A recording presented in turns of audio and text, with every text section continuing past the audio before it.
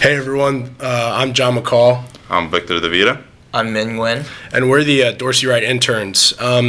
Today we're going to start one of our College Kids for College Kids series. And basically the premise of these videos is Tom Dorsey, the president, founder of Dorsey Wright, kind of approached us and he wanted a way for the interns to reach out to other college kids and kind of share the knowledge and everything, our experiences with other college kids. So in this first video, we're going to be talking about what we think the basics of personal finance are. First, we'll give you a little bit of introduction of ourselves. My name is Victor. As I said, I go to University of Richmond. I'm a senior right now. And this is Ming. My name is Min Nguyen. I'm a senior studying at Virginia Commonwealth University. I'm also a senior. And I'm John. I actually just graduated from the University of North Carolina, so I'm kind of cheating on the whole College Kids for College Kids thing because I'm technically a young adult, not a college kid, but just for the sake of this video, just imagine that I am still in college, which would probably be pretty nice. Yeah.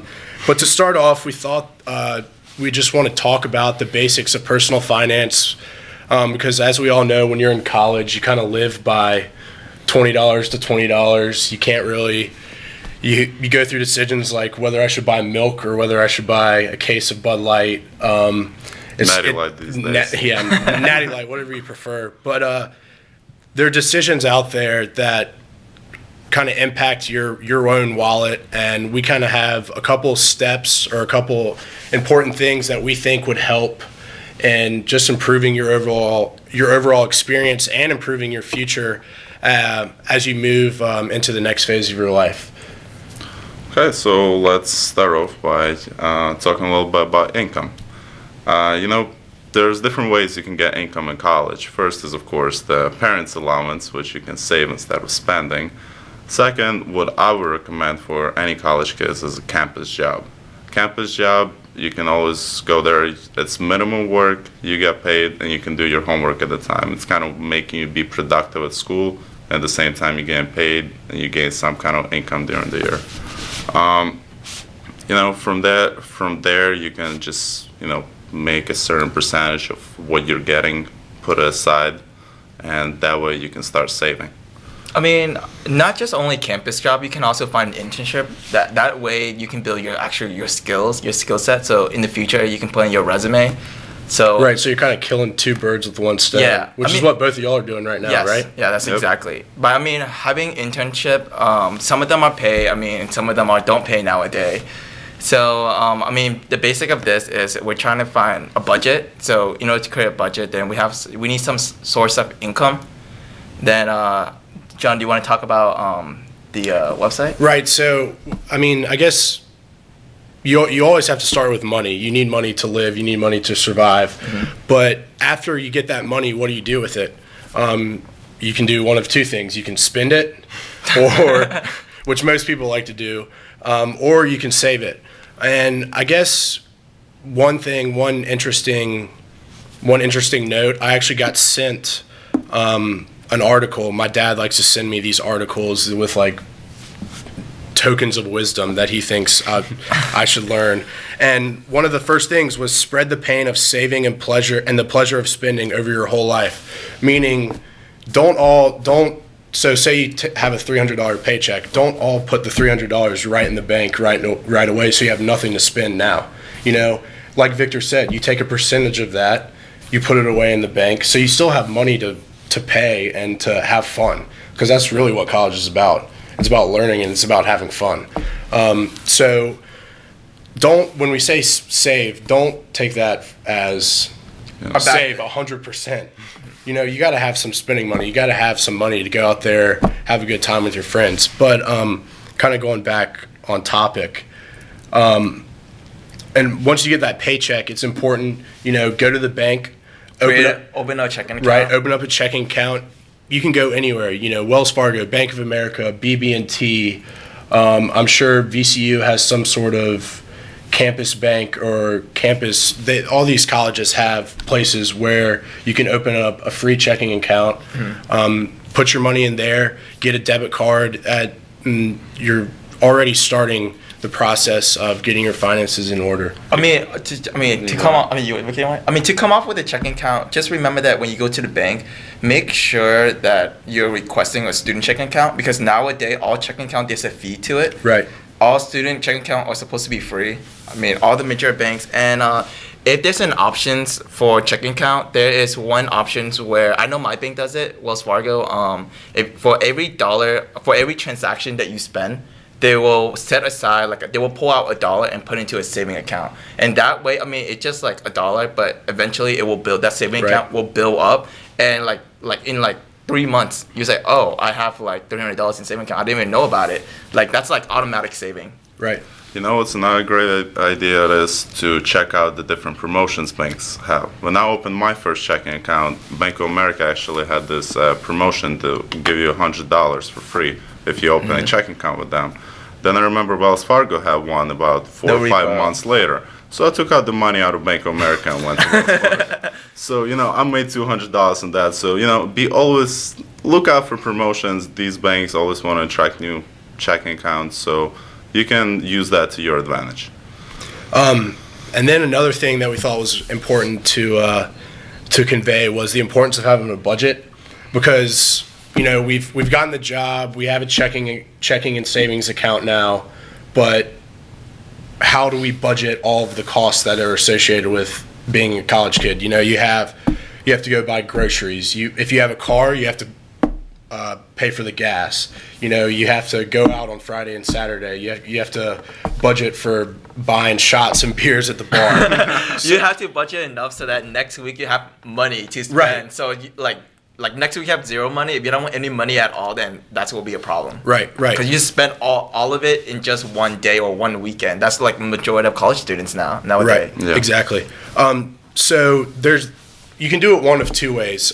Victor, actually, you started budgeting yourself, didn't you? Yeah, back in around sophomore year, after freshman year, when I realized I'm not that good with money, I just, get a paycheck and then I spend it. It was kind of bad because, it wasn't appropriate in terms of 1 week I have enough for food, the weekend I don't have enough to go out with my friends. It just was pretty bad. So I decided to develop my own budget. If you're good with Excel, you can go in, list your expenses, list what you kind of prefer, like the activities you want to spend on, if you have any payments on the credit cards or loans, and, develop a budget that will appropriately kind of, pay off all the expenses you have, pay off all the, loans you have, kind of, school loans, you can still start paying them off a little by little. Yeah, that's true. That's the interest. That's what I started doing. I started paying off interest a little bit just to build up my credit score, which turned out to be great. But when you start paying off expenses, you will see how much you have left over for, leisure activities and how much of that you can save. If you only have $100 left in the end of it for leisure activities, take 20% of that, put it aside. In the end of the year, you're already going to have, 12 times 20 each month. You already have $240 spent, saved. Right. So it's a great way to do it that way through Excel. I know there's websites that do it for you, and that's what John and Ming are going to discuss. Okay, one website nowadays, there's many free website and also free apps you can find in the Apple Store and Android. The one website I came across is called, I believe it was Budget Finders? Yeah. Right? Yeah, I believe. Yeah, Budget Finder is pretty much you go online, you sign up for an account where from then on there's expenses, as Victor mentioned, there's an expense and there's an income. Set your budget. If it's negative, if all your expense it's over your income, then that's when you have a problem. From then you can just monitor. Let's say let's test it out for 1 month. Now you know your daily month expense. From then you can bank it up for next month. Say, hey, this month I can only spend this much. Right.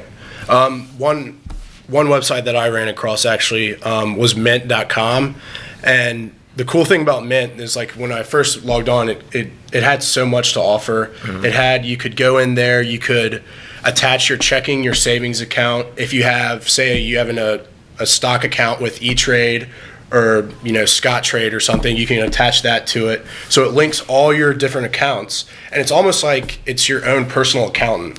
Mm-hmm. They track your expenses. You can set your own savings limits, and the layout of it is very user friendly. You could say it's easy on the eyes. It's not hard or difficult to understand what's going on. And again, like everything today, it has its own app on both the Android and the Apple Store. So I would recommend checking out Mint.com as just a place where, you know, in today's world, everyone's kind of getting lazy. They wouldn't want to do it. It's convenience, right? They wouldn't want to do it Victor's way. They'd rather just, you know, have it done automatically for them. Mint.com's the place for that. And actually, another thing with Mint that I saw was it has a small tab. It says Find Savings. And what it does is it lists different credit cards, checking accounts, savings accounts, and it actually lists on how much money that if you enroll in those savings account, how much money you will save in a year. Mm-hmm. And it ranks them from highest to lowest. So that's another way if you're interested in. It does the same thing for a brokerage account also. So it had like TD Ameritrade, Scottrade, E-Trade, those kind of places on there. So if you're looking to open up an account like that, I would recommend going to Mint.com, see what they're offering, what they think are the best options. I mean, if you like mobile, like if you're like always on your phone, your smartphone, just check out the Apple Store, Android Store, because there's a lot of free apps out there. Right, and there's a lot. And it's free too, so you don't have to expend anything. They're free, and the best thing about it is you don't really have to do anything. Yeah, it's all done for you. You know, if you see that red number, you hate seeing red. If you see the red, you know you're in trouble, right? Yeah, that's true. All you want to see is green, and so all those apps will help you do that. I think some apps you can actually set notifications on your phone. Right. That's another thing. You know, hands free. Yeah, it's like once you go over budget, say, well, you have a new pop up on your screen. It's like you guys making me feel like I do so much work now. We have technology nowadays. No, with me with my Excel, it gives out the red numbers too. I did the what if functions and everything. I mean, if you're tech savvy, if you're tech savvy, you're welcome to do that. It gives you a real feel of what you're spending. But the websites sound great. I might even try them out now. But yeah, since kind of going off our discussions, even on credit cards, right? Mm-hmm. You know, when you have that steady income too, banks will be willing to give you a credit card. It's even better if you, have enough savings to put in as a deposit for a credit card. I know that's how they open for some students. You have to deposit, like freeze up $500 for about 6 months, and they give you a credit card. That's a great way to start your credit history. And we're going to use that as a teaser going into our next video. Our next video, we'll talk about credit, how to build your credit scores, and the difference between a credit and debit card. But that's it for today. Thanks for joining us.